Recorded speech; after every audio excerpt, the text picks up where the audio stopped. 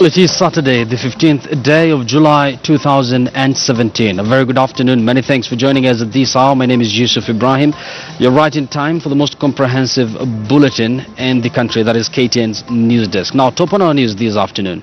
The burial ceremony for the late Interior Cabinet Secretary Joseph Nkaissery is underway at his home in Ilbisil, that is in Kajiado County. Let's now cross over there for live proceedings.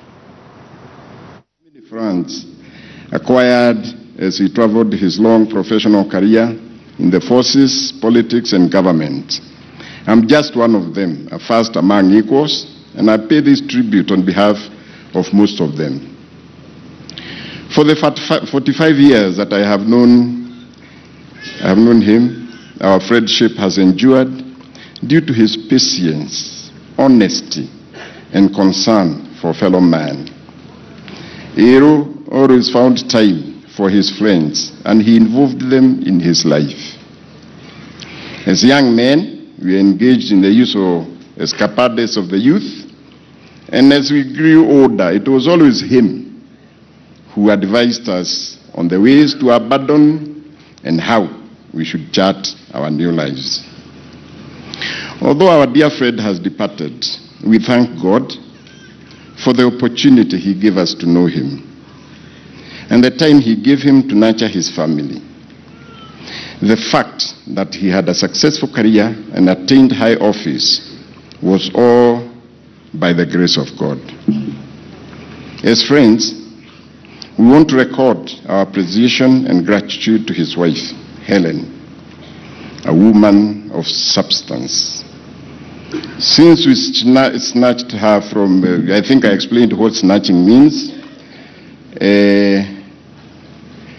She has been, some 30 years ago, she has remained steadfast and a strong pillar to our friend. She has born and bred such beautiful children for him. We shall forever be grateful to you, Helen. Ero, my friend, what can we say? Adios, till we meet again. Thank you. Thank you very much, Captain. With your permission, Your Excellency, Mama Helen, it's my pleasure now to invite our CDF, Chief of Defense Forces of the Republic of Kenya, General Mwatate. General.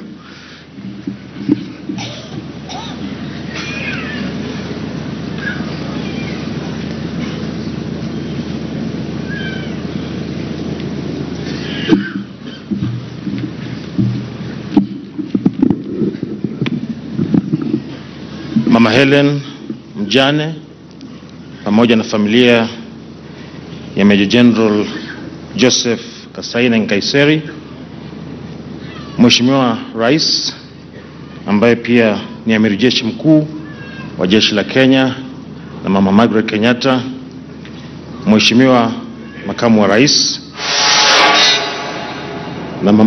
Once again, those are live pictures coming our way from Bisil and Kajiado. That is where the burial ceremony of the late Interior Cabinet Secretary Joseph Nkaissery is underway. We do expect President Uhuru Kenyatta, his deputy William Ruto, and perhaps the opposition leader Raila Odinga to address the mourners there. We're going to go back there shortly. But for now, let's cover for you some other news. And after news of food poisoning at a trade fair in Nairobi's KICC yesterday, the Nairobi County Executive for Health, Dr. Bernard Muye, has confirmed that there are 33 cases being handled at various hospitals in the city.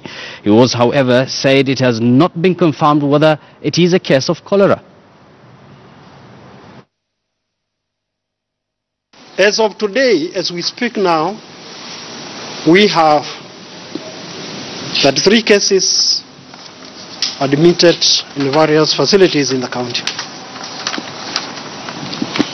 A conference drawing delegates from the whole country was convened by the State Department of Trade from 10 to 12 July 2017. This took place at KICC. But the catering service for this conference was outsourced. The Nairobi County Disease Surveillance Coordinator received information from a hospital that 6 delegates of the said conference were admitted presenting with diarrhea. Tests conducted on the patients confirmed of febrile cholera as a causative agent.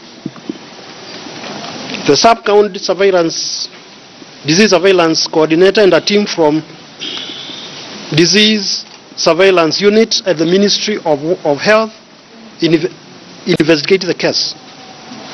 We are expecting culture results by Wednesday next week of the same, because remember, what was done is what we call rapid test. And ladies and gentlemen, there is difference between rapid test and confirmatory test. The rapid test, the specificity and sensitivity of rapid test is not the same like confirmatory test. Food handlers also, for them to make sure, if you are food handler in this county, and I'm appealing to them, if you are food handler, and you realize you could be having symptoms of abdominal upset, diarrhea, vomiting, kindly tell your employer, get to the nearest facility for treatment, because you could be jeopardizing the health of your client. Well, of course, you'll agree with me. It's been and still is a sad day in the country, even as the country prepares to lay to rest the late Interior Cabinet Secretary Joseph Nkaissery. But something good is happening at the Kasarani Stadium. That is where the IAAF Under-18 World Championships is underway. And Mary Mora bagged Kenya what seemed as a surprise gold on day 3 of the ongoing World Under-18 Athletics Championships at the Moi Stadium, Kasarani, right here in Nairobi. Now, South Africa and Jamaica have, however, continued to dominate the short races. KTN News Sports anchor Lynn Washira speaks to experienced sprints coach Stephen Mwaniki about Kenya's performance so far. Athletes have continued to excel in the Kenyan specialities, of course, and namely the middle distance of races. The field events, athletes have continued to struggle, while the sprinters are trying to put up a good show. With me here is Stephen Mwaniki. He is a sprint coach, has been the national team's coach in this event in a different capacity as an official, but it's always good to catch up with him and, of course, ask for his opinion on how the Kenyans are performing. Mwaniki, how are the Kenyan sprinters performing in this event, in your own opinion? For me, I'm excited because what we are seeing here at the World Championship is something that we have never seen for quite some time, and the performance was splendid. So I'm happy with the performance so far, and we hope that the boys and the girls will be able to go beyond the expectations of most of our people here at home. And of course, looking at the Kenyan sprinters now specifically, would you say that they probably are still a step behind the rest of the sprinters, despite being in the same age group? Yeah, but we are catching up, and we are not all that bad, but we are coming up very well, and I'm happy because the coach who was attached to the Kenyan team is a qualified coach. He's a qualified sprints coach, and at least we can see that we have some hopes in the sprints. And looking at how the South African sprinters are performing, of course, in South Africa right now it's a rush. Everyone wants to be Vanika. You know, it's a country that has been inspired by one of their own who is performing and doing very well, you know, on the world level. But it also gets to tell us that we don't need to have Jamaicans or the Americans being the best in sprints. Yeah, we don't need that. And also what we are learning from South Africa is right now they have a role model in sprints. Secondly, I was talking to a few coaches from the South African and they told me that they've really come up because simply their federation now is stable.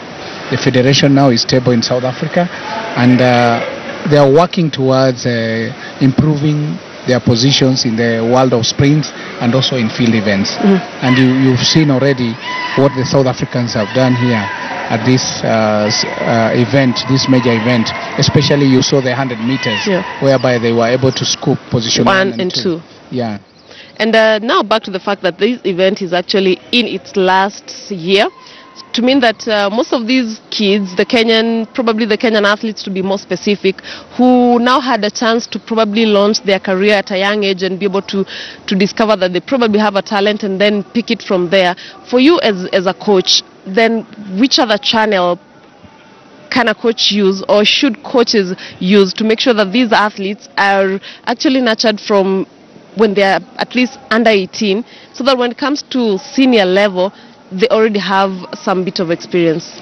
Yeah, we as Africans, we need to widen our scope, and especially we need to have more championship within ourselves. That is how we are going to build our youth, especially the under 18, which is now the last event in the IF. But we can still have our championships in Africa and even in East Africa. This will be a major boost or a major build-up for athletes. And finally, do you see Kenya actually bagging a medal in the short races by the end of the event on Sunday? Hopefully that is what we aspire, because we need to inspire our people. We need to make Kenyans believe that we can also sprint. Because you talk to anybody here, they are saying that you guys, we know you are good in 15 and 1500 meters and long distance. I was talking to a coach from Bahamas, and he said that you guys, you are 20 years ahead of us in middle and long distance, but in sprinting you have to work hard. So it's a challenge for us, and we know we'll be able to up the game and be able to challenge the world in sprints also. Thank you very much, Stephen Mwaniki. And of course, we are looking forward to seeing a Kenyan sprinter medal in this event. I do remember that the Kenyan sprinters have continued to pull up their socks in this event, but focus will continue being in the middle distance races for the Kenyan athletes.